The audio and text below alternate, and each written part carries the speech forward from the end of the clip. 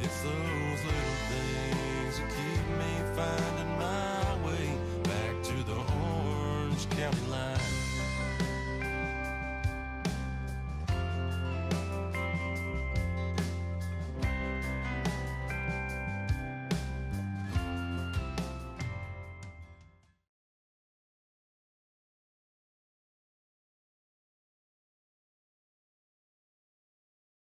Welcome to the Y with Dr.T.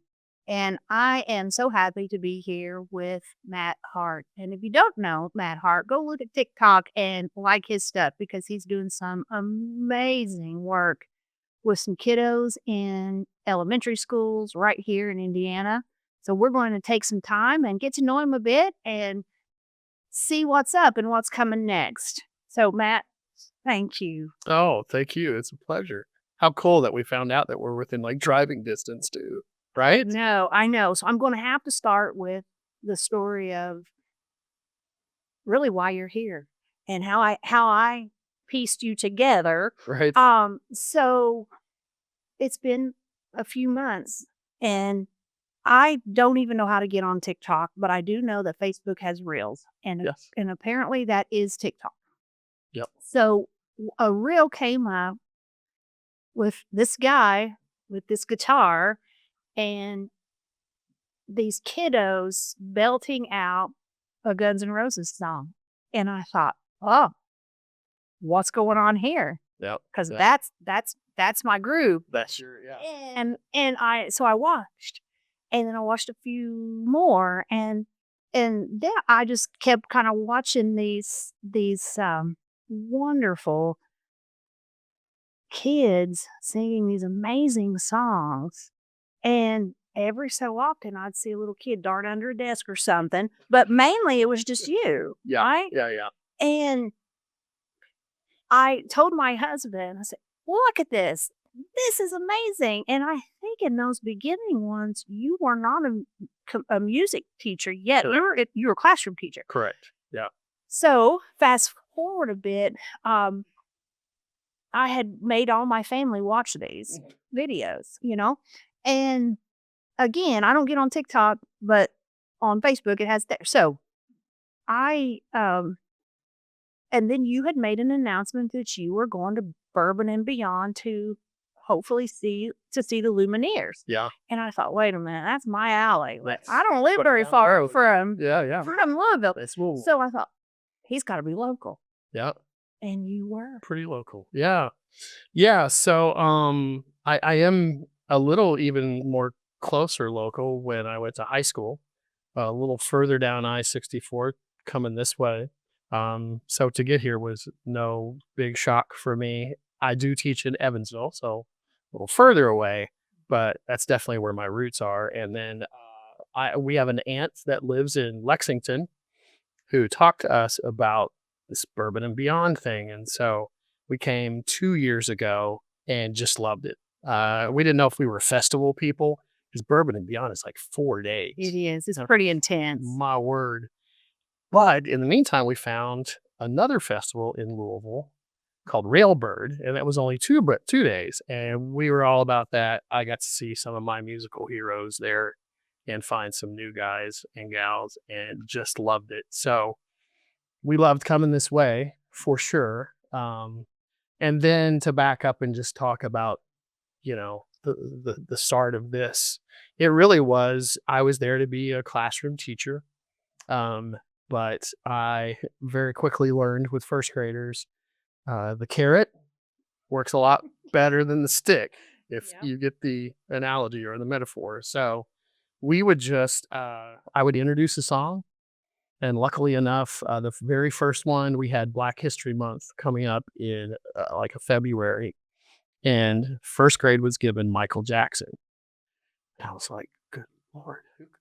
I mean, we can put a song together, but what Michael Jackson song can Which I write one with do an you acoustic? pick? Yeah, an Yes. acoustic guitar because it's all rhythm and blues, beats. And I'm thinking of Beat It or Billie Jean. And I'm like, oh, doesn't seem appropriate. And then I stumble upon Man in the Mirror, Yeah, that's a which has great a song. great message. Yeah. So I come in and say, hey, guys and gals, we're going to do this song and let's listen to it. So we listened to it once, And this is the way that we operate. We always listen to it with our listening ears. And so that means in elementary school, we talk about put a bubble in, which tries to keep them from just blurting out, and then use our listening ears. And the great thing about it is then I get to turn into a teacher and we talk about who's talking. What are they saying? Are they happy or are they sad? And so we start to pull this narrative apart. Yeah. And then I talk to them about who is singing. So the artist, we even talk about genre. They don't know what genre means, but what kind of song. And so it ends up being this cross-curricular, awesome thing. They don't really know what's going on. We just love to sing together and do songs. And so I recorded it, very low rent, putting my phone against a Lysol wipes canister, record. And because I didn't know quite the way the school would feel about it, I didn't have any plans to put it on social media at all. We sang it once and I was like, I gotta get this on camera. I just want to send it to my wife and go listen to these kids. Because we were in about day 2 or 3, 10 minutes, 15 minutes before we left for lunch. That was it. That's all the time that you really kind of allow. So you introduce a song on, say, Monday. Right. And then it's 15 minutes a day. We talk about it. We play it a little bit. I say, let's start to make some noises with our voice. And you may be fast or slow, high or low, but just start making noises with me.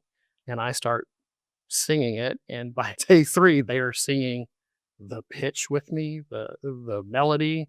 They're starting to say the words. And I didn't even realize, like, giving them a lyric sheet at first grade doesn't do them much good because they're not quite great readers yet. Right. So it's really just, it's this cohesive kind of special moment. And by Friday, I'm like, you ready to do this? They're like, yeah. So some people, if you don't know, some teachers will say peanut butter and the kids say jelly, or some, there's some call and response, just like, hey, let's get ready. Where it came from, I have no clue. I know it's out there and people have said, oh, did you listen to the LA morning show of Joe and, Traffic Cop? I'm like, no. They say hootie hoo. And I'm like, I don't know where it came from. So luckily, I was going to ask you why that? How did no idea. It was meant to be. I was like, I say hootie hoo and you say it back. That means you're ready. So hootie hoo. Since then, it's become kind of my calling card sort of thing. And everybody's like, why or how? And I'm like, I don't know. Just came out. And so I recorded it and I sent it to my wife. And she was like, you've got to put that on TikTok. And I, like you, said, I have to establish a TikTok first. Then we can do it. And so I put it up that Friday, went to bed. And when I woke up on Saturday, it had 1,000 views. And I was like, is that a lot? And she was like, yeah, that's a lot, especially since you didn't exist 24 hours ago. And then by the end of the weekend, it had been seen 10,000 times, and it just started folding over. And how long ago was that first one? About 2, it was about 2.5 years ago. Okay. That I kind of started with those first graders. So the first song was Man in the Mirror. Yeah. And that was, again, just because we were going to have a, whatever they call it in the gym, like convocation, whatever. Yeah. And so I was like, well, let's try to get a head start on it. It started there. And then I was just, it's a pretty diverse school.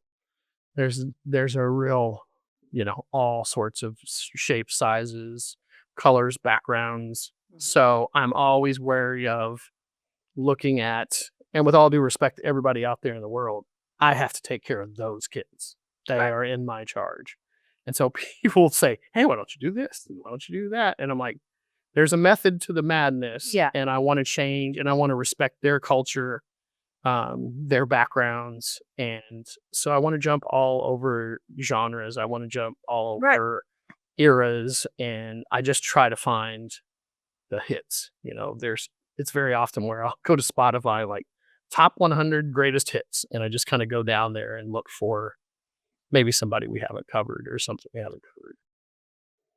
That's pretty incredible. Yeah. I mean, incredible. So do you find that this one technique is also helpful in classroom management. Yes, absolutely. Absolutely. I remember this movie that I watched, and it was about college football. And, the coach was trying to get all the kids to, show up to class and do your work. And this one kid struggled to show up to class, really to read. And then all the, and they were talking about the struggles that he was having and that sort of thing. And then they showed him in the sort of where they diagram the plays and talk about what their strategy is going to be. And that same kid just went a laundry list of this and this and this and that and this and that. And so for some reason that's always stayed with me of there's intelligence, there's an acumen there, maybe for some kids. And since I've taught at every level, sometimes the way classes are set up doesn't always set up the best for every kid Right. because that may not be the way that that kid learns or can retain or can even contribute, right? So that's what I've seen music do in my specific classroom where we cover everything. I would see kids come out of the woodwork that I haven't heard from all day, and they would talk to me about who was talking. And so those as a teacher, those are like little golden moments because the next time they're all doing their individual work, I can take that thing that that kid said to me when we were doing the music, and that's that one-on-one time where I can be Right. like, okay, remember, It's kind of the door. that's it. It's Mhm. you could open a door to another learning opportunity. Absolutely. Because the reality is it is very hard. I mean, you have classrooms anywhere from 20 to 30 children. They all have unique personalities, unique learning styles, and to some extent, and there's one or two teachers in there, right? I mean, and then it is how do you provide the best education for every single kiddo, 100%. knowing that, right? And knowing that there are only X amount of hours in the day, there's X amount of curriculum that has to be taught, and there's all these types of things. So, yeah, I mean, teaching is a really hard profession where you have to be able to shift and move and bring out the learning ability in every single kiddo. It is. Yeah. I mean, it's a little daunting. There are times, I taught at the high school level. I tell people I've never worked as hard as when I taught at the elementary level. Whole new respect. The kids just, they're not independent in a lot of different ways. And so you really, and first graders, I learned definitely aren't that independent. I was blessed with, my wife and I were blessed with twins. And when I started working in the elementary school, they were first graders. And so thankfully, I had this reference of what a first grader is. And so that helped me tremendously. If I would have walked in there uh, without kids about that age, I would have been just starting at zero and I probably would have been crying in the corner. So You'd have been still alive, maybe. probably Yeah. would have been. Yeah. Yeah. Yeah. I hear that. So originally you started in regular classroom. And then I think if I remember right, you have in those year two kind of moved into different grades, but now you're music teacher only, right? Is Right. that okay? So I had that sort of half a year where it all started. And then last year was a full year as a first grade teacher, just a new group of kids, kindergartners that bumped up to me for first grade. And then there was some restructuring, especially in a school corporation as big as what I work in. There's a lot of shuffling, a lot of people, going from school to school. And so it looked like some shifts were going to start to happen. And I had one staff member come up to me and say, "Hey, I think that the music position might be open. You should put in for it if you're interested." And, I had just seen it work kind of its magic. And I thought, I was torn because when you are their classroom teacher, it's a mile deep. You know every one of these kids a mile deep. You know their backstory, their home life, their struggles, the things that they do well. And then I realized, because I would take my kids, we call them specials, to specials every day. I realized, oh, as a music teacher, I would literally see all 650 kids in that school. Yeah. For a brief amount of time, but I could touch the lives, and maybe I could make that spark happen for a lot more kids. So it's it's 6 inches deep as opposed to a mile deep. But it's certainly, this year as the music teacher, has gone better than I could have ever hoped for. And they've shown me again at every level, K through 5, how quickly they can pick up stuff. And in me seeing them 2 times, we can get a song done. And I've even recently thrown a song at them that my wife said, oh, you should have them sing Traveling Soldier. And I was like, babe, that is a really kind of emotional, sort of very sad song, but we were starting to prep for Veterans Day. Yeah. And I was like, man, if they could pull this off. And she was like, when have they ever not pulled it off? And I went, okay, well, now I have to, now we have to try this. And it went sort of crazy. And the first day I did it with the first class, and I went, whoa, okay, they're going to be able to do this. So Now tell me what happened though once you Yeah. put it on right. on TikTok. So I should preface it with saying, kindergartners through 2nd grade, this land is your land. I'm like, they do not need to be doing Traveling Soldier, because Traveling Soldier is a very sad song that ends very sad. And so that was going to be 3rd, 4th, and 5th. But as the son of a veteran who's passed, I was like, we're not going to do the tail part of the song. We're going to talk about the boy and the girl and falling in love, and can I write to you when I go off? And it's right before he goes over to I war, saw that one. Yeah. and we wrap it up there. And so I'm like, I cannot handle grown men who are veterans shedding a tear. They shed a tear a lot of times anyway, just because we're celebrating them, and those memories come up. I'm like, we can't do the end of the song. So that'll be enough. So teaching and learning, that happens. And we record it the week before, and I put it up the week before. And it's within 2 or 3 days on TikTok specifically, it was over 1.5 million views. The comments I lost track of. And it's on Instagram as well as it's on Facebook Reels. And so really great, response. So we're prepping for Veterans Day, our Veterans Day program.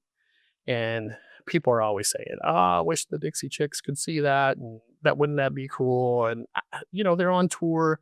They don't run their own social media. They have people that do that. Yeah. But I'm like, if it happens, but, people are, and they want to step away sometimes and not even have to deal with it. So it's the night before Veterans Day. Actually, the morning of Veterans Day at 2 a.m, I get up to grab a drink of water, and I come back, and somebody's liked it on one of the social media platforms that I did. It wasn't a name. It was sort of kind of a funny handle, but it had the blue check. And I was like, And it was a woman. Her head was kind of turned to the side, almost kind of Susan B. Anthony, kind of black and white looking thing. And I was like, I wonder who that is. And I click on it, and it's one of the 2 sort of statuesque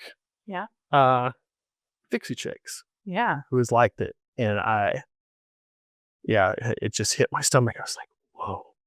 She looked at it and watched it and gave it a big check. And so, of course, I was like, honey, wake up. And of course, she's like, what's wrong? What's happened? I was like, no, look at this. And so I had to show my wife. And then she said, can I go back to sleep? I was like, yeah, go ahead. So you know, at the time she wanted to go back to sleep, but it was super cool. And so, Yeah. Now, were they kind of the first, or did you have other? yeah, so it had started to happen a Okay. little bit more and more. And Yeah. it's kind of like this viral thing that happens. You sort of get into it's almost like a strata of people or a group of people. And that happened. We had done Wagon Wheel, Yeah. and Saw that one. Darius Rucker said, Yeah. "These kids are great." And Darius Rucker is a singing hero of mine. I always remember they asked him who's the best singer he's ever heard, and he said, "You've never heard her." And I was like, if Darius Rucker thinks this woman, he goes, "She's never been recorded." I was like, oh. It's like, it's my mom. She's a much better singer than I am. I was like, I want to hear his mom sing. Anyway, so him saying, great job, was amazing. And so we've had a couple of those. To go back to the Veterans Day program, the next cool thing, in the morning of, we get a check, thumbs up from one of the Dixie Chicks. And then I'm sitting in my car on parking lot duty. It's very unromantic. But the guy who wrote that song, Traveling Soldier, his name is Bruce Robison. He's a songwriter in Texas, and he sort of handed it over to the Dixie Chicks. There's a family tie. And throughout, people would say, that's not a Dixie Chick, it's a Bruce Robinson song. And, you know, I'm just a teacher. I'm like, I'm not interested in Right. arguing the point. But he hopped on and wrote a big comment. Tell A these positive comment. Yes, tell these kids, amazing, wow, 10 out of 10, they should be so proud. So the whole school, or most of the school, sang that song, and right before we asked our veterans to come in, I let them know of those two things. And really, it was partially just to say, hey, this might be the first time you've ever sung in front of this many people, but you've got two stars telling you, just do your thing. And so they did, and they did wonderfully, and there wasn't a dry eye in the house, especially with the veterans. And the cool thing is their teachers, their classroom teachers, don't stay in there with us. Right. So that was the first time all of those teachers in Had that her, room, yeah. and just jaws on the floor. They were just couldn't believe, this was the kid that gives them a hard time. So as I was have been watching your videos, I think back. So I went to West Washington in Washington County, not very far away from here. Yep. For my whole school career, and we had in elementary Miss Stephens. Miss Stephens was the music teacher, and we had. I feel like we used to have a lot more music programs than maybe, my grandkids maybe do now, but she always had us singing up to date music, right? Like even had it back then. So we were singing these songs, and we would have all of these wonderful songs. Like we sang White Lightning. So they're not necessarily up to date, but we would sing these songs, and she was amazing. And she was also a bus driver too. So she also happened to be our bus driver on occasion, because the bus driving, they get kind of mixed up like teachers, right. Different routes and different things. But I can remember, and I believe that she still taught up in her 80s. Up in the high 80s. And so she taught generations. Oh, yeah. She was there long enough to teach Kids. generations. Yeah. But I have always thought that she was so cool because she had us singing, singing outlaw songs, and I don't think anyone would ever tell her any different. Like, she wouldn't allow it. Yeah. She wouldn't listen anyway. She gonna do what she wanted to do. But Miss Stephens was a complete jewel. And what I can tell you too is, teachers matter. The relationship with teachers matter. It can be really positive and wonderful for kids. And if it's not so, it is really kind of a problem. So, the ability to connect with students, you're connecting with them not just for that educational piece, but sometimes just for the living piece. My kids are now tired of me telling them this, and especially at the third, fourth, fifth grade level. Kindergarten, first graders, second graders are going to hear it, but just in a abridged form, a little simpler. If you would have heard what you guys have done, this would have been another school. The first week that you were with me, you would have said, we can't do that. Like, I don't know how to sing. I can't remember words. Yeah. They're tired of me saying, so that can stand for anything.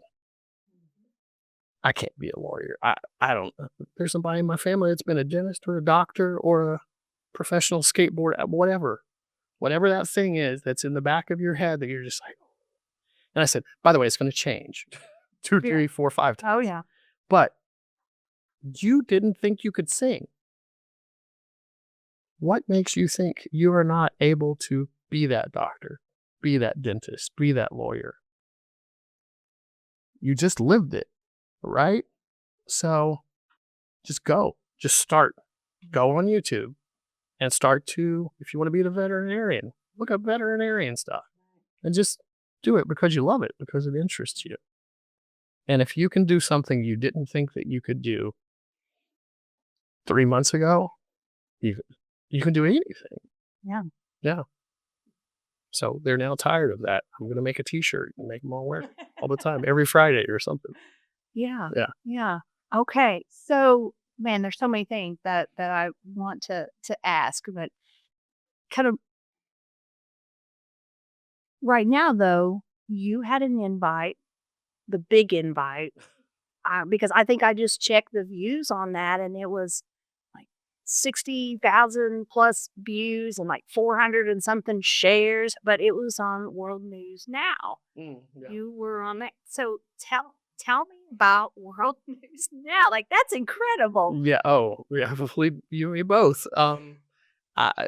We were talking, and that's why I was going to come over here, because I see in you really what I'm doing, which is, and what I've kind of just said, just start, just go, just start. And I think we all can kind of catch this whiff of maybe somebody doing it for the wrong reasons. If we're here to serve other people, which is really what teaching is, the stuff will just just do good work, just care for people. And so that's what we've always done. And then once again, somebody gets word of it. I get this phone call, and this guy said, my name is so-and-so, and here's my number, and give me a call back. His name is Danny. And I was like, okay. Well, that's what I'm asking. Old college buddy. That was not like a scam or somebody, I was like, okay, hi, Danny. This is Matt Hart. Go ahead. You want to sell me a timeshare? But he was like, love your stuff. I saw your video of, and I was like, oh, okay. Well, you still maybe don't work for ABC News in New York. And he said, there's a woman on the staff that is a huge fan of yours. She's been watching it from the very beginning. And I said, I need her number, and I need her email, and I need her address, because I'm going to send her something that's so nice. And he was like, she literally won't leave me alone. He and I hit it off too, just like you and I have kind of hit it off. He was in Denver. We had actually just gone to Denver to see a concert at Red Rocks, so we talked all about that. And he said, I'm kind of the good news guy from Denver, and I would do a reoccurring spot. And he said, so then New York, big time, called and said, would you like to do a national gig with us here at ABC News? So then he went there. And so his job is kind of the same. Find some great stories out there. wow. And before you know it, we end up doing a Zoom call. Excuse me. And I still think this might not even see the light of day. I mean, it's fine. We do, it's a Thursday night, and, from the waist up, I have a sweater on and got shorts on underneath, but they can't see that. And And so we do it, and I don't hear from him for 3 or 4 days, and so I was like, it'll just go away. And then, So you were actually kind of doing the interview then. yeah, Okay. Okay. yeah. And then he says, "Hey, you better get up real early tomorrow morning. We're running with it." And so he does kind of the pre-Good Morning America. So it was on pretty early, and so I get up and I literally have my phone recording the TV. How low rent is that? Because I thought that was going to be it, and come to find out, they posted it online. I was like, dude, why didn't you tell me that? Because I would have been up at 4:45 in the morning. But no, it was great, and I even at that point had no idea that he said Good Morning America could pull it up if they need that kind of piece, if they've got a hole. And then he said every ABC affiliate across the nation, like we have an ABC affiliate in Evansville, I'm sure you guys do. And if they want something at the end, something fun, after they've scared you and made you sad with all the rest of the news, they'll just put it on. Well, since then, I've probably 18 to 20 different local markets around Have picked it. Seattle and somewhere Coney Island, New York. And so people are reaching out to me, and I'm like, I don't have no idea how. And then I end up going, oh, was it on your new? They're like, yeah, it was on our newscast. The kids. So you don't necessarily even know who picked it up yeah. or anything. I mean, there's not a lot of feedback for you, except maybe somebody reaching out to you like I did. Right. Yeah. I Thankfully. saw you. Yeah. Well, Look how well it turned out. let me tell you the story behind that. So I know exactly it was November 14th that I reached out to you. And I think that was the day that aired because you had added it and I saw the Facebook version. So I did see the early morning, but I was up really early that day because I had a cortisone shot in my knee, and cortisone, cortisone makes people crazy. And I could not sleep, and I was up really early. So you're scrolling. And yes, and I watch the news every morning. I mean, that's the thing, and I saw that immediately. Yeah, And I reached out Yeah. right then Mm-hmm. on Facebook, and I thought, he'll probably, whatever. I mean, but I'm going to try. It's going to be a good story. I'm going to tell somebody I tried. Yeah, that's right. And then you responded. Yeah. And I'm like, oh, holy smokes. Now what do I do? This is great. Yeah. I thought, okay, this is definitely, meant to be, because one of the things with this podcast is storytelling with a purpose. That's the whole goal. And of course, the folks who are backing me and push me are telling me, okay, we got to do a few other things, and we do. But it started with good old storytelling and bringing people who understand the value of people and relationships and connections together, and having those stories live on in a lot of different ways. Yeah. So that was my original kind of goal with this, is to remind everybody, hey, we have to go through this thing together. I love that. We're a lot better together. Absolutely. And we don't have to be the same.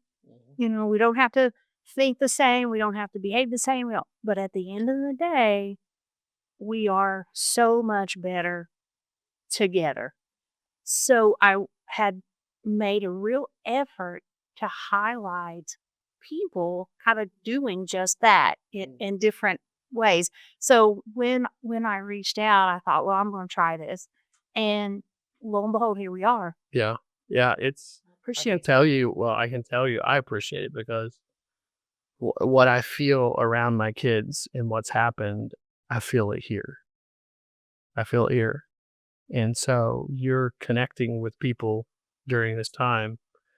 It's going to happen, and you'll trip across something that you'll hooty hoo one day in the middle of this podcast, and then before you know it, you'll just I just encourage you like I encourage my kids, and just keep doing what you're doing, because it feels good. It feels safe here, and whenever people feel like that, I think they can.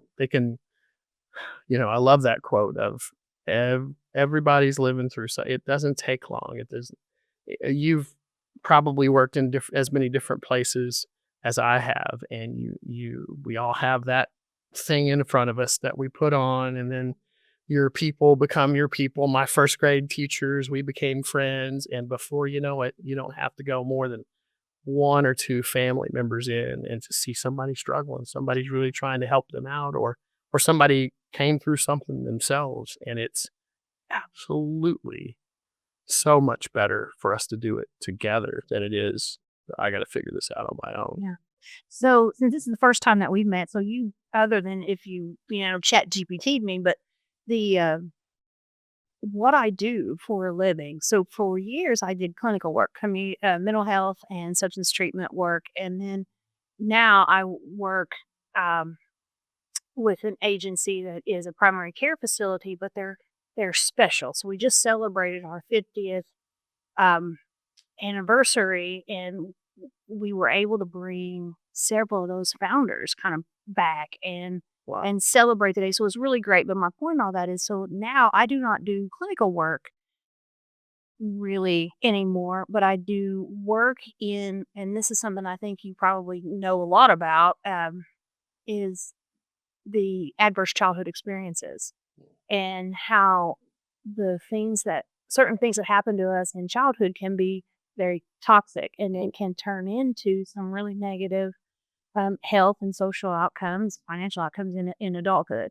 So I've spent years in that area trying to create people, opportunity, programs, situations that really wrap around our community to be able to reduce those adverse childhood experiences. And sometimes we can't necessarily change what a child has experienced, but what we know through research is that we can create opportunity for safe, caring adults to be in those kids' lives, and that can change the future. And it doesn't have to be every single day, 8 hours a day, or 12 hours a day. It can literally be a relationship with a teacher, with a music teacher, with a coach, with a faith-based leader, a bus driver. It can be, it's somebody who connects and cares about a kiddo to where that kiddo is able to return that. That's how we cycle break. That's how we reduce ACEs. That's how we make healthy, productive communities. So I've spent years in that field, right? So this again is just really a spin-off Yeah. of what I do every day. Yeah. And I look at those things called social determinants of health, and we're probably very familiar with those. So one day I may be looking at housing, what's going on with housing, or food insecurity, or it could be certain health issues, and it all though relates back to community. Yeah. Can I be vulnerable to you? Well, that is entirely up to you, but you're safe to do that. Okay. And it's something that I wish someone would have at least floated the idea to me as a young teacher. And so whether that is a clinician or whether it's a teacher, I often look back at myself not very not in a good way. Yeah. But you can't know what you know until you know it. And with age and some years, you get a little perspective. And if there's one thing that I learned about dealing with youth, it was early on, I took misbehavior as disrespect. Yeah.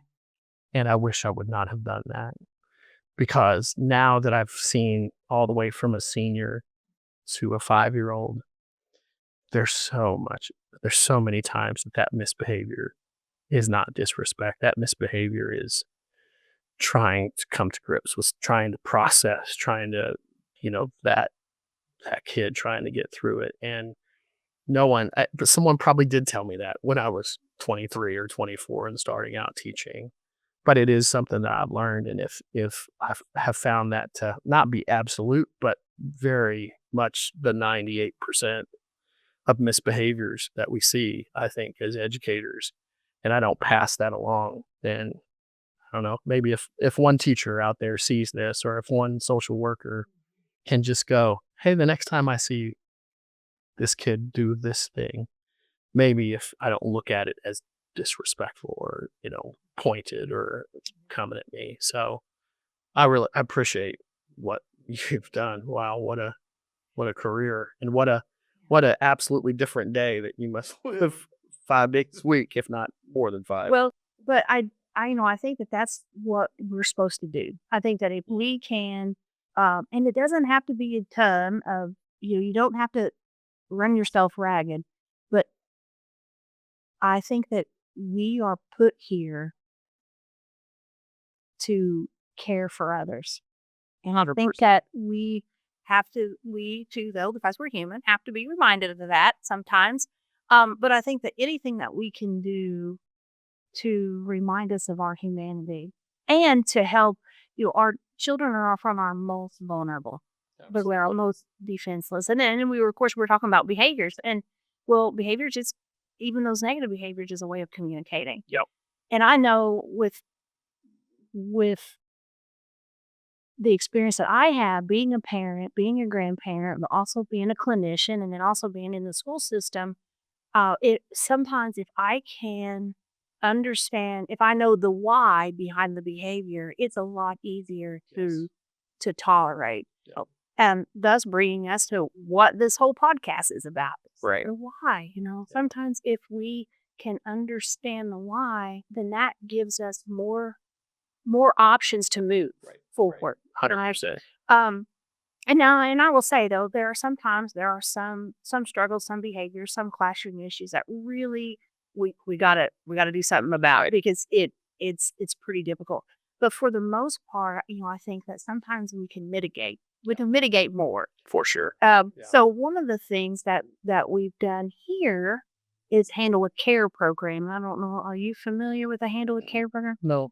Okay, so back in about 2019, a retired detective, Andrew, he joined our SICHC's Thrive Orange County initiative, and so did his wife, and they just have done so many really neat things. But he introduced the Handle with Care program, and what that is it's law enforcement. When they go to a home of a child, then they will send a whatever it is, an email or jot form or whatever we've set up, to that child's school saying, Johnny, handle with care today.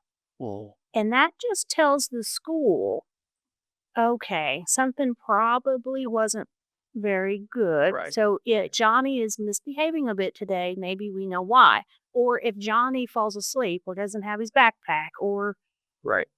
Something, and that it just wraps around a child just an itty bitty bit more, right? So we've been able, and now though, fast forward, we have SRO officers in the school, and they kind of do a lot of that type of letting the schools kind of know. Yes, yeah. But before that wasn't, they were not there then. This was, predates that. So I think what a great job that I have had the last several years of being able to think about what types of things, and to think about how are we going to implement them countywide. And that has been pretty amazing. But again, it's kind of going back to, we have to remind people how connected we are. Absolutely. And how we have to move through this thing together.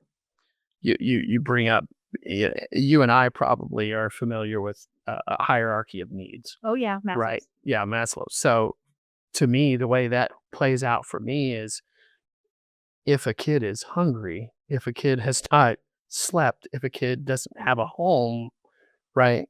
If they don't have the basics, and we call them basics, but if they don't have those very base necessities, then the singing's not gonna, register much to them, and it's hard for them to meet me at that level. And so once again, there's another opportunity for as you say, to be able to wrap around.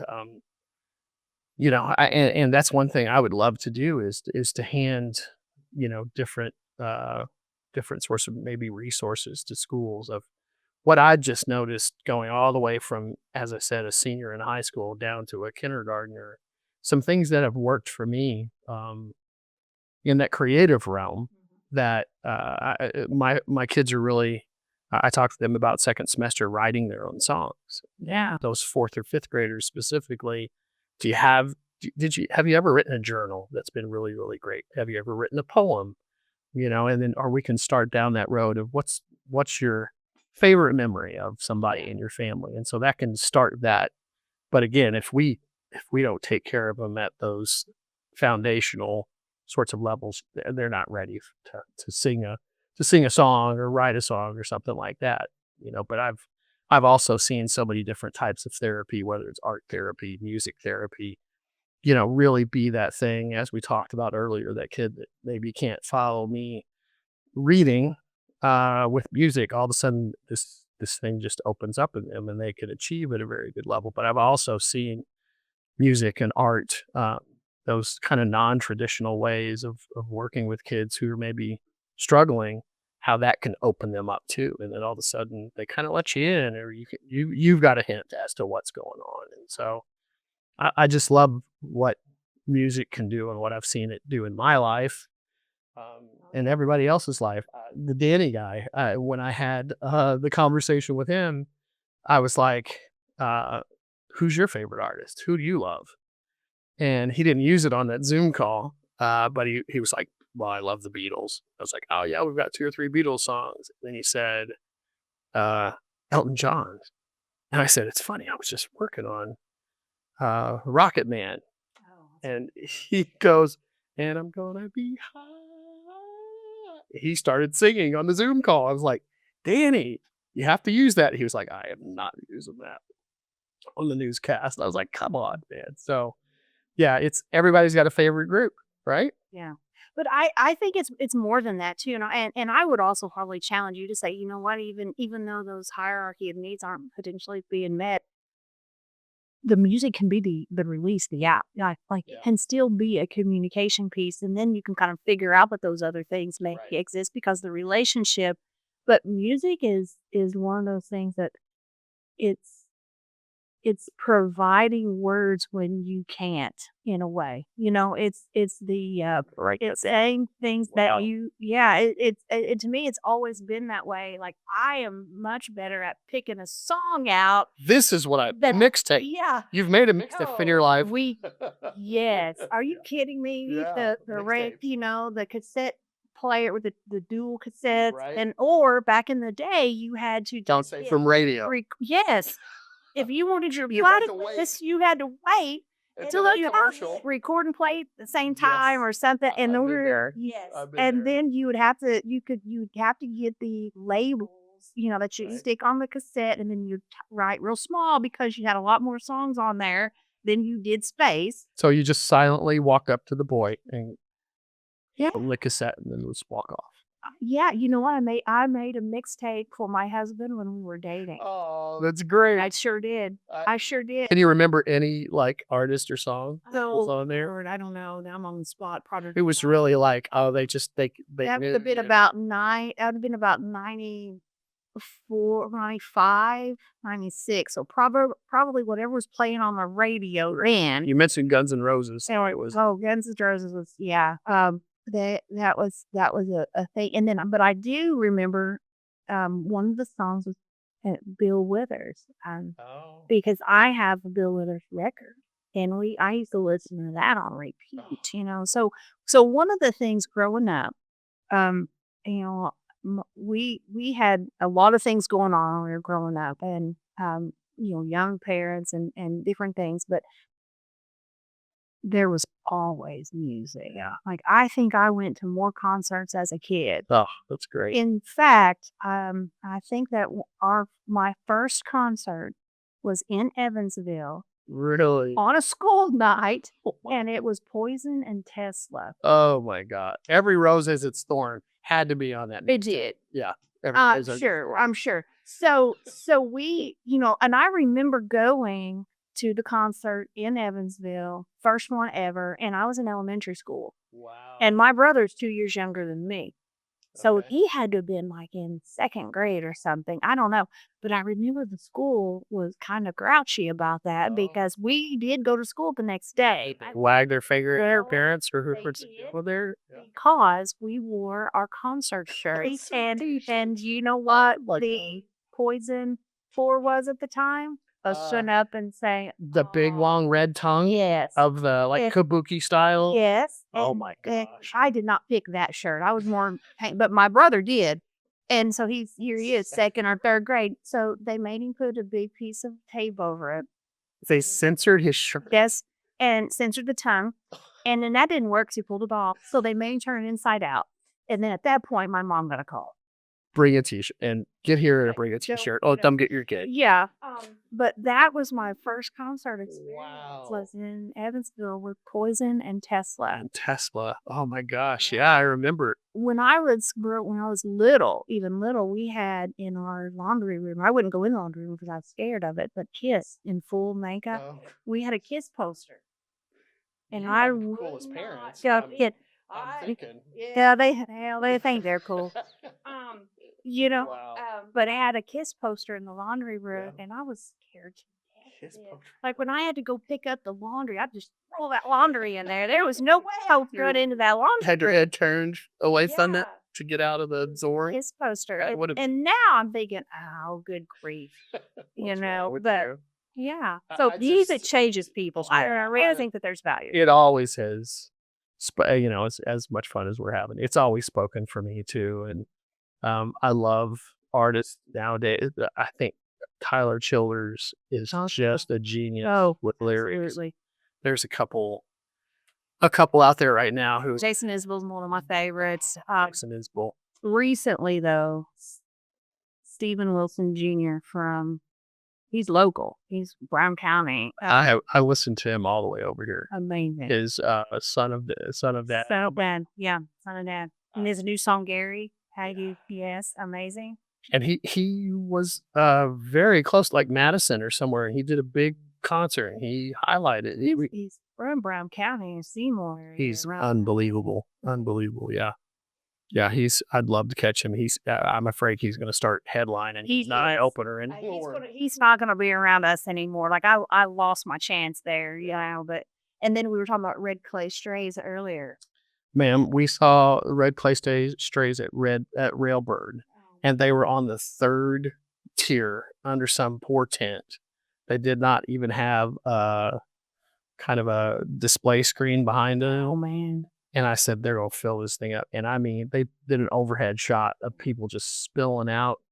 I listened to them there for the first time, and I kept saying, I don't understand what I'm hearing. These guys sound like they've been playing together. These songs are so good. And I made a post about 2 years ago. I'm like, y'all better pay attention to this band called Red Clay Strays. And then they just, they won a CMA award, and they're never coming back down either. We've seen them 2 or 3 times now, and it's confusing. That lead singer, he has 3 different voices that he can use, and wow, they're so tight. But we got to meet some big fans, and they talked about what kind of bus they rode around in for about 2 years, and it kept breaking down, and so they're something else too. Yeah, and so I get to put on comfy clothes like this because I'm always on the ground with them and learn new songs with them and play. I don't even feel like it's a job most of the time. Well, then that's how you know it's right. Yeah. Like, I think I go to work every day. I'm going to work most of the time. I mean, and the things that I get to do, the people I get to interact with, and it's not really a job. Yeah, same. And then you're in the right spot. Absolutely. Absolutely. So I could sit here and absolutely talk forever, but I want to know, what do you want? What would you like to see come out of all this? What's the? Yeah. Well, one thing immediately comes to mind. I left teaching for about 4 or 5 years to do the kind of professional speaking, and then I kind of got hooked up with the business world. And I realized that's not where I have been planted here to use my gifted talents um, that I have on loan.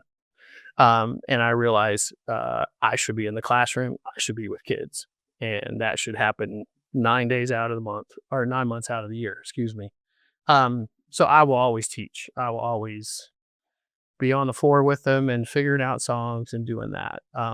I do know, however, we have teachers and schools that need some strategies, so maybe some kind of new things. And I get all the time from teachers will comment on these viral posts. Boy, I wish I could play the guitar. I'm like, but that's not it. That's not it.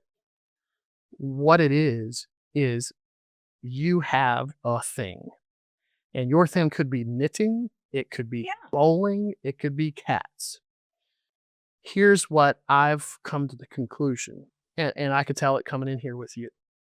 When you are around passionate people who lean into whatever that thing is, those are the people that we want to follow. We want to be around. And doors will open up for those folks. You'll figure it out when you know. Yeah. And people, I've often thought, now you're not a professional musician. Well, you put that guitar down and spend your time best. But somehow it's always been there. And the older I get, the more I realize people gravitate towards you when you are leaning into your thing. And maybe that's not your primary source of income, but it's your thing. So I'm kind of working right now on coming up with some resources for teachers and schools and parents. Well, we need to continue to have conversations then, because that is somewhat of our alley. Like I said, I was just meeting with some of our superintendents just yesterday. Yeah. And they allow me to go in on their PD days and do some work around adverse childhood experiences. And what does that mean? How does it really translate into teaching techniques and behavior modification in classrooms and different things? So yeah, I mean, I think that's something that's definitely. I think that anything you can do to bring awareness to your classroom, to your school, you're also bringing awareness to everybody's classroom. That's right. Everybody's school. And that's my dream. That's my dream, is to teach when I'm supposed to be teaching, but to also provide things to folks that they can use in their classroom, and maybe even as parents or grandparents, maybe even I've seen folks kind of take it to the next level of businesses. Yeah, you work for a company, Toyota is very big back where I live. But couldn't you say the same thing to somebody that works at Toyota? What you can carry the thing that you love to do into your cubicle, and people can know. And when it's potluck day and you bring something in, if you love cats, maybe you can have a little cat on top of there. You know what I mean? And just let that be kind of a way for you to get in the door. So that's my hope next. Kind of pursue it in that way. So it sounds like kind of bringing a lot more awareness into that education space, and for sure, and also helping teachers lean in to exactly what you're talking about. Yeah, absolutely. Figuring out a way to introduce that lean in to students. Absolutely, because the learning process. Yeah, that's what as I mentioned earlier. There's something in their mind, just like it was in our mind when we were 12 or 16 or 20. And should I really lean into that? But what if, and just want to say, yeah, do it. Because what we end up finding out is, I think that theme that we keep coming back to is, well, I don't know how to quite do this yet. So can I reach out to someone that could help me with this? Yeah. There we go. We made that connection again, that you talk about being able to go to that person. I have a story, and then I want to know a little bit about any cool stuff that you might want to talk about with you things coming up. But so I do lots of public speaking, and I really enjoy that space on different topics. But I was commissioned to do a keynote on music. I can't remember the exact title now, but the music and how we can identify and work through adverse childhood experiences through music Mm. and how music kind of soothes the soul. Yeah. So I went through this entire thing and I thought, man, I got this really good presentation and I think it works really well. And a lot of times, we do work through abuse, neglect, and household dysfunction through music, right? Oh, yeah. And that is our word sometimes is music. But my husband said, "Hey, I got this song I want you to listen to, and it sounds exactly like you and what you're doing." And I said, "Okay, what is it?" Well, it's a band called Canned Heat from the 70s. Yeah. So they have a song called Work Together. Let's Work Together. And Okay. it's a wonderful kind of like community song. I mean, and it has this wonderful beat. And so I thought, I'm going to email them and Really? see if I can use their song Okay. as my walkout song in this keynote. Okay. And I was like, this is going to be good. Right. Be good. This was last year.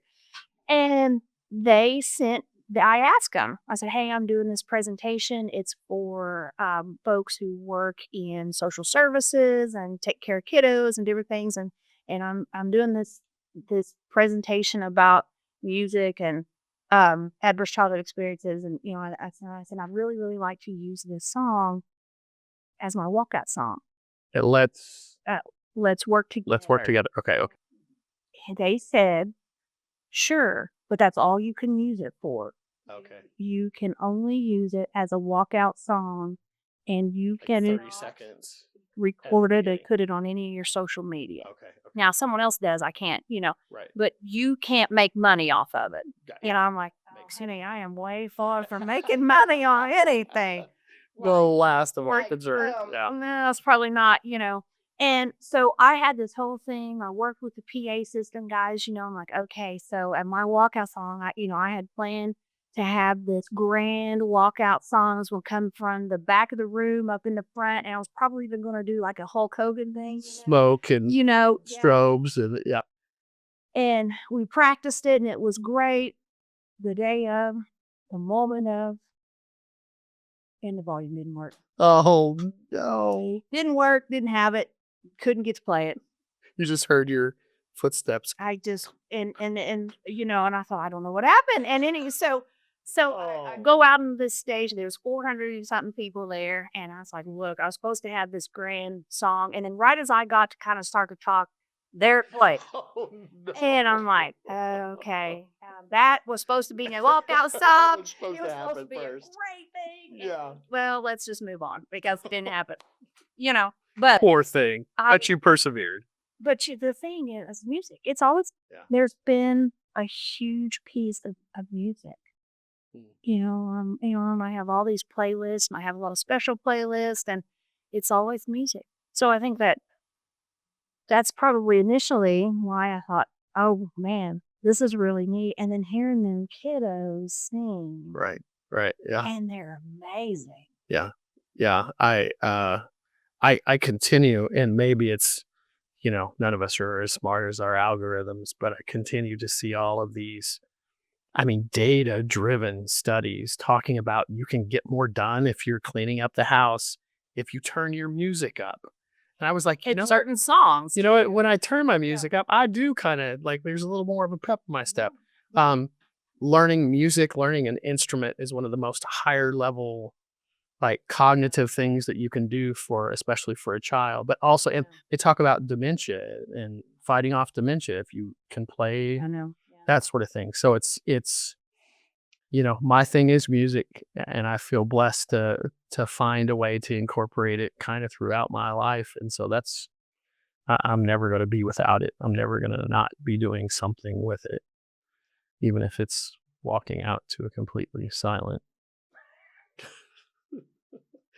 TED Talk or whatever. Yeah, Would sing.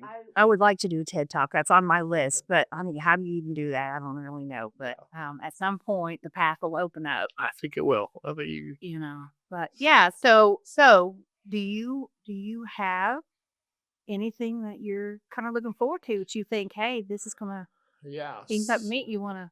Yeah. So there's definitely going to be a dedicated website that'll be coming very soon. I've been talking with the German background home, and it's, you kind of bootstrap this stuff. At least I've bootstrapped it. I've had my hands full enough with a couple 8-year-old twins and in teaching. That's just the social media. I can post it. It posts on all three at the same time, and then I'm moving on. But it's starting to get to a point. So, my social media is pretty soon will be able to take you to a specific website, and looks like there's probably going to be all the fun stuff. There's going to be some merch, maybe a Hootie Hoo shirt or Kiss Your I Brain. need to know that. Yeah, Kiss Your Brain. I always tell my kids to kiss the brain. And then some other opportunities.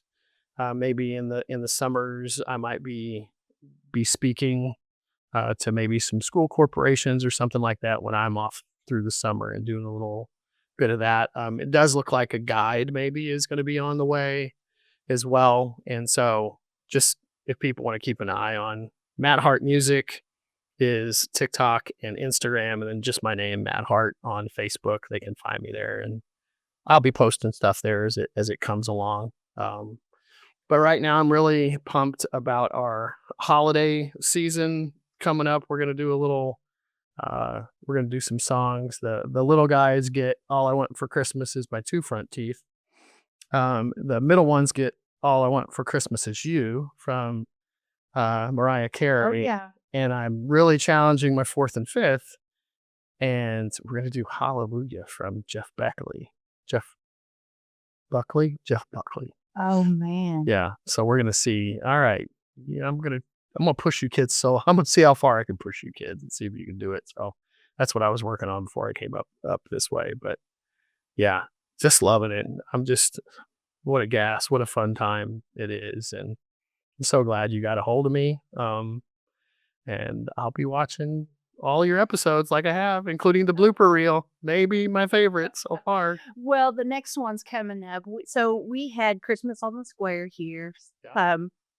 And so we were part of the kind of the passport section. So where people go and get their passports if they go to the stores, and our give back was we were going to do video letters to Santa. And so if you look on my on my Facebook, then the test ones were my grandkids. So we wanted to promote what these video letters to Santa is going to look like. What it looks like. So we were in here for 2 hours and got 2 minutes. And I thought, oh my! I thought we're going to be in trouble on Sunday. Right. And so we put that out, and those were really, really cute. And but when we were here, we filmed maybe 20, a little under 20, I think, kiddos who came in and filmed videos to Santa, but half of those were adults. So now we're gonna drop those as mini little podcasts for the kids' letters to Santa. Oh, that's so cool. Hopefully, maybe next week, and then because Santa needs some time. The video needs to travel to Santa. Yeah. And toys. And then the following week, I think we'll do the adults because they're a little different. But yeah, that was pretty interesting. Wow, I'm gonna be fast. The answers you must get. We have to do some editing. Some editing, yeah. Fortunately, there is children and adults probably. Yeah, both. Both. And send me the blooper reel on that one privately. That's going to be a pretty good one when we can add all those into the blooper reel. We had one little boy did the 6-7. I thought that was insanely funny. Can't escape it. And, right. Oh yeah, we had all kinds of things going on, but they did really well, and it was a good thing to kind of do. Right, yeah. And most people don't even know we're here. I mean, you mentioned it, and I was about ready to say that I feel really great about being able to talk to the people that follow me. That it's like if you come, Paoli skiing. Winter skiing. If we ever have winter again, I mean, that is more than 30 days. Right. And then, I know a lot of people that come to West Baden or French Lick, come all this way. My aunt comes up to, I think I shared with you the Polar Express thing. Yeah. Which she said is unbelievable. They come now every winter. Yeah. And apparently the tickets go pretty fast. But you've never done Polar Express. Never have. Okay, so that probably brings us into my a surprise for you. Okay. So when when you said yes, so I immediately called up um, a few folks in Orange County and was like, "Hey, we need to do a really nice thank you." Some of our buddies at the Timeless French Lick, which is the part of that kind of that tourism kind of block. I called Joe, the director, up first. I'm like, Joe, what can we do here? You know, like I need a thank you gift, and I'll you know, we need to figure something out. And he says, well, let's call French Lick Resort. Yeah. And I said, okay. And he said, then let's call Wilston's. And I'm like, okay. So within the course of 2 days, because this was all this week, we had this wonderful gift bag for you from Timeless French Lick and Wilston to be able to go on their safari run, which is amazing. If you've never done that, I mean, it's a little intimidating because these safari animals, you're feeding them from your car. Oh, the TikTok thing where you've got like, Yeah. it's not your food. I'm sure you like, they give it to you. They do, yes. Okay, yeah. And they have a whole package for you to be able to experience that. And I think Oh. you get to experience the night light show one. Oh, cool. So that's pretty cool from West Elf. And then French Lick Hotel, the email says you can pick whichever hotel you want to stay at, and then they will put a really nice package for you together. I'm suggesting you do spa, you do the kids' activities, you do maybe some golf. And the Polar Express would be really cool. Although that is pretty hard to come by. But Okay. Well, you got to shoot your shot, right? you got And yes, 100%. But you know, thank you. Orange County wants you back. Thank you, Orange County, and everybody's going to hear about it. I mean, I literally know people that like fly in to go to French Lick at their stuff up there. Like it's like a destination for sure. Well, and I get to check it out. So I will definitely post once we make it there. I will definitely post, like, you know, I'll walk around and show everybody. Well, I'm sure they would really like that, but I feel that it's important for you to know that Orange County is behind you. Oh, thank you. We're really That's awesome. Come back. Absolutely. So we worked our magic, and As much as you'll have me, for sure. yeah, those three 8 community partners, they really stepped up for us. Well, thank you, all three of the partners. Yeah, that's really cool. Well, I hope that you'll join me again. Anytime you want me. Well, now you better not say that. I got to try to catch your husband. He's been on here for the most. He does have, and he's gotten the most likes and shares and all that stuff too. I've been really salty about that. Listen, my followers, we're gonna have to boat race this guy. I mean, leave him. He's pretty good. I understand why. You know, understand why you put a ring on it. I know, man. Mm-hmm. I know, man. We made made a really good choice there. But so he did really well. That was so the story quickly behind that though is I recorded how many, Colton? How many did I record? Hated every one of them, cussed at every single one of them. 4. Yes. First podcast. That was just me. Which made the bloopers. Of you and him? Oh, just you. Oh, just of me. Yes, sir. Oh, Which just made of the me. bloopers funny because the ones where you're saying, this is my very first podcast. Oh, this is my very first. It's This is like my very first. 3, No, it's 4. been like 2 weeks and 10 outfits. No, he isn't. But the thing that was missing, I didn't like any of it because it was originally just me. And because if this podcast is about relationships and about needing people and about community and about all those things, how could I not start with with someone that I have been with for 30 years? Absolutely. We had grown up together. Like that was it. That was the reason none of that worked. So finally it dawned on me, like you know, my husband has to be first. You always start local, and then it'll start to open up for you. It made sense. Right. And then I felt like that's it, because how how can I talk the talk if I don't walk the walk, right? That's right. Like, we have been together since we were 18, Yeah. Yeah. Yeah. And we have went through this crazy world together.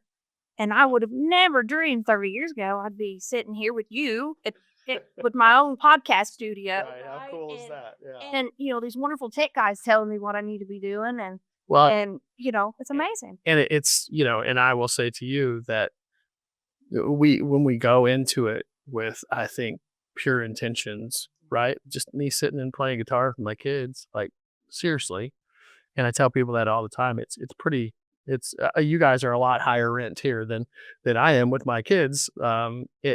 It works because where you're coming from, I think, is so much more important than, especially early on, like what it looks like. And I even talked to somebody one time, and I'm like, yeah, I'm thinking about getting, a stand and maybe some lighting and maybe a logo. And they're like, oh, no, don't do that. Like, part of the charm is it's the relationship more than it's all the packaging. So yeah, I love that. I love it. Yeah, so that's why he was too, because he has a lot to say. Isn't that right? More than you guys. Yeah. Oh yeah. Oh no, those first I really didn't say hardly anything in those first kind of two. He got it, and and everybody's like, yeah, that's right. Yep, that's right. And yeah, so yeah. Well, I'd love to meet him. I'm sure I will. Well, we had talked about it because I said, you need to come down here. He's like, I'll just be in the way. And I'm like, well, you really probably should get down here. But eventually, because I'm going to have you back. And he'll probably try to sabotage my second visit just so I don't beat him and come back a third time. Who knows? No, I'd love to meet him. Seems like a fun guy. Yeah. Yeah. So I do appreciate you being here. I think totally my amazing. I hope, I think I talked with him. I talked with our tech guys here. I'm like, this is the deal. Rising tides float all boats. Absolutely. And that's what we have to do. Absolutely. And, I've gotten messages. Somebody said, hey, we sang Traveling Soldier at our Veterans Day. Shout out to Matt Hart Music. Hope you're not mad that we did your song. I was like, dude, go. Awesome. Look at your kids. You should be so proud. And, everybody that's there is clapping for them. Yeah. Well, none of their people are watching mine. They're watching their own kids. So how great is that? And I can guarantee you're going to inspire, somebody's going to see this and say, I'm going to try a podcast. You know what I mean? Like, it's great like that. Well, and that is too, one of the things that we try to do with having this studio here is so that it is available. Low, with, low rent, right. Where where these, Cassie King Tech is ready, that was our whole goal, was to get something like this accessible to where people can do it without having to have all that big, investment. Like, let's take that investment. Like a worker space. Right. So, cool. So the whole goal of all of this relationship and all of this space really is that it can be offered out, for someone who, a class that wants to come in here and do their own, podcasting. We'll get a hold of these tech guys and that, and it's a lot easier, cheaper if you don't have to figure all this out. 100%. Right? And then we have it here. Why not use it? That's right. Right? Why not use it? Especially to make that difference in your own community, just right here. Exactly right. Yeah. That's what we're hoping. And that's what we've been doing. We've really been trying to be engaged in community activities so that people know that they're here. Awesome. So anyway, can I ask you to give everybody a hooty hoo? Give me a hooty hoo. Hooty hoo. Kiss your brain. That was a great job. Thank you so much. Oh, it's my pleasure. I loved it. Good time the whole time. Okay, so that is a wrap. And thank you so much, Will Stims, Timeless French Lick, and the French Lick Resort. Have a great evening. Thank you.